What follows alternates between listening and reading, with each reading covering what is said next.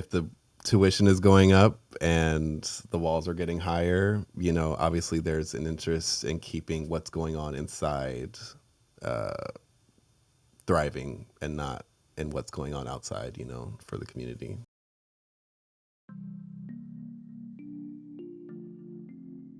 USC is a school based on a sense of community. A community shared between students, faculty, staff, and even the surrounding neighborhood. With a wide variety of guests, from professionals to students, Behind the Scenes at SC is a safe place for discussing and learning about issues that directly impact USC students. Made by students for students. And anyone else who's curious. We hope you take something valuable away from these episodes, just as we did by making them. Thank you for listening. Hello and welcome to Beyond the Gates, an episode of Behind the Scenes, a Trojan Vision podcast. In this episode, we will discuss town and gown issues around USC.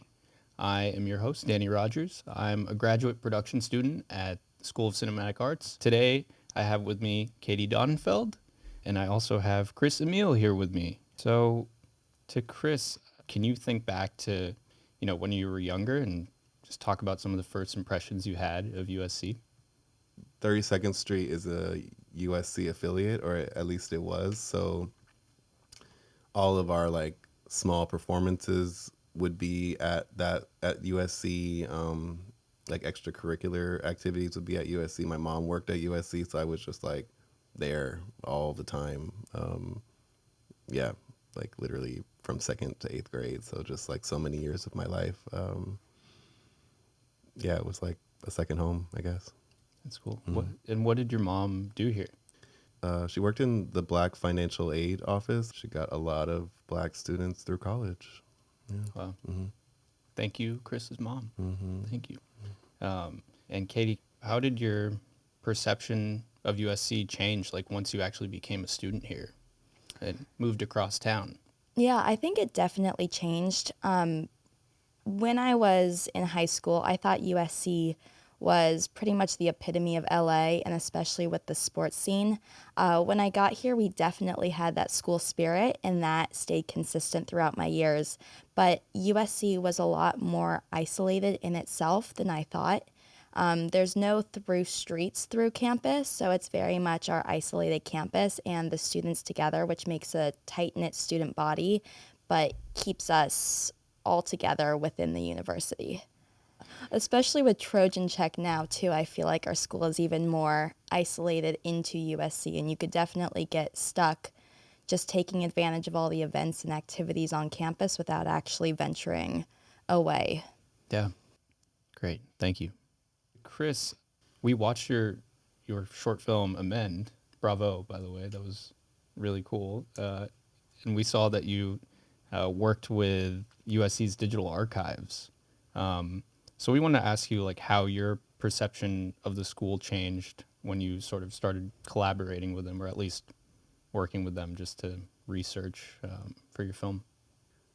It was just really eye-opening to see the archives. They're just so dense, and just how much knowledge they have of the city and the history of the city and just what is in there for people to know. And also kind of this duality of you have such a rich history and such a rich archive of what has gone on in the city, but yet, you're saying, you are boarded up. There's no openings for people to come in that I see from the community. And it wasn't always like that. When I was growing up here, there were no gates, there were no security guards allowing or not allowing people to come in. So that's been really kind of crazy to see that change. Especially because I feel like the community hasn't changed. It's a mainly Latin community around USC. So it's just interesting that the demographic hasn't changed, but yet the walls and the guarding around the university has just amped up.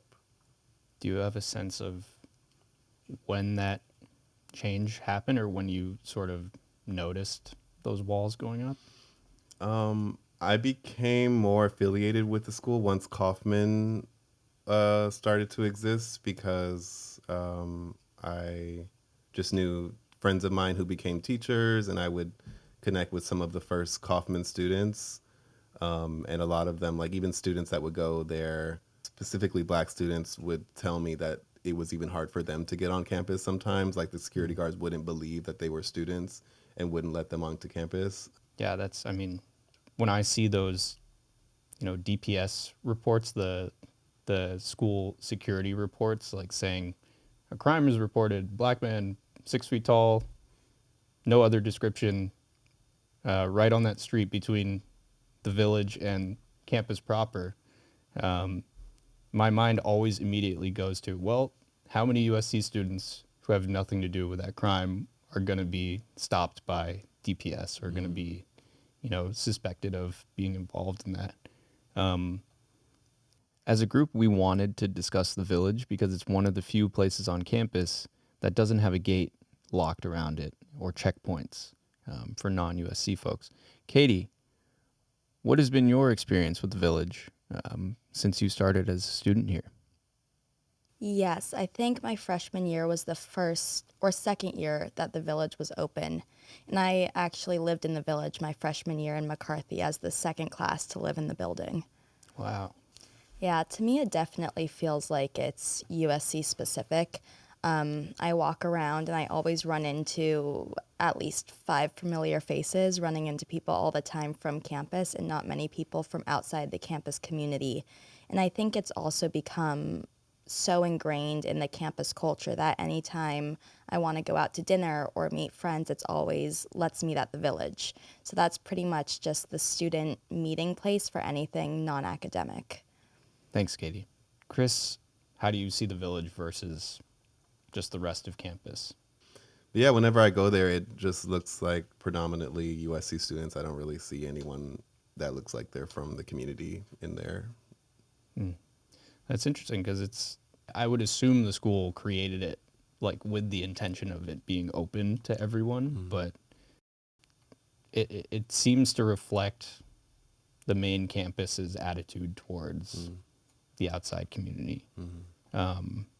And I guess I wanted to ask you, as someone who is not part of this community anymore, what do you think USC's attitude towards the surrounding community is, really? I don't really know what to say. I don't really know any politics about USC. I just see what I see. I see the guards. I see the gates. I see or hear what my friends have told me about, entering and exiting. So, I mean, I'm sure it wasn't this way when they built USC. So the fact that it has become this, I'm sure it does deter a specific demographic who maybe have gotten in, and then when they come to visit, they're like, oh, what's going on around the campus, especially because, UCLA is not like that. UCLA has Westwood around it and the Getty is right there and just a predominantly like rich white neighborhood. So I'm sure people feel more comfortable there. I mean, you see all these residential apartment companies buying up land or apartments around USC, pretty much making everything around student housing and isolating the school. And that, I think, kind of shows that USC is trying to isolate itself. We were saying, our group was talking about other examples. There's so many other examples of university towns that have the same dynamic as USC, like Yale in New Haven, or actually one that's different is Dartmouth College in Hanover, where I went to school. It's a rich white school in a rich white town, so there's like that homogeneity, like UCLA. But as a black person walking around that campus, or once you like walk across Main Street, Hanover police will stop you and accuse you of stealing a bike, or like ask you for your student ID, and it's like, why else would I be in Hanover, New Hampshire, if I'm not studying at Dartmouth? Katie, do you know about any resources that could be helpful to folks outside of the USC community that they might not know about, but they can take advantage of that are part of USC? I think just a lot of those programs run by student clubs that go into the different high schools, like maybe join that investing club that VIG helps put on at the local high schools, or I've seen local students or students from local high schools on campus for certain days. I think the Hellenes put on different events as well. Thanks, Katie. Chris, what do you want USC students to know about the surrounding community or its residents? I guess that their lives are just as important as yours. Yeah, their interests, their values, their cultures are just as esteemed as what's going on inside these walls. And just because they might not have an education or they might not have the same communication style as you, doesn't mean that they are not on par. It's just like these people are here, you know, like there are people in the walls that are not on the same like wealth demographic as you know, like just because you can't see them because you're not used to seeing people like that or not interested in engaging with people who aren't at the same, you know, tax bracket as you or whatever, doesn't mean that they're not here and they're not trying to make it happen in the same way that you are. Katie, if you have any suggestions for how USC can meaningfully connect with the community outside of its gates, what would they be? Yeah, the university definitely should do more for the community and probably aren't doing enough.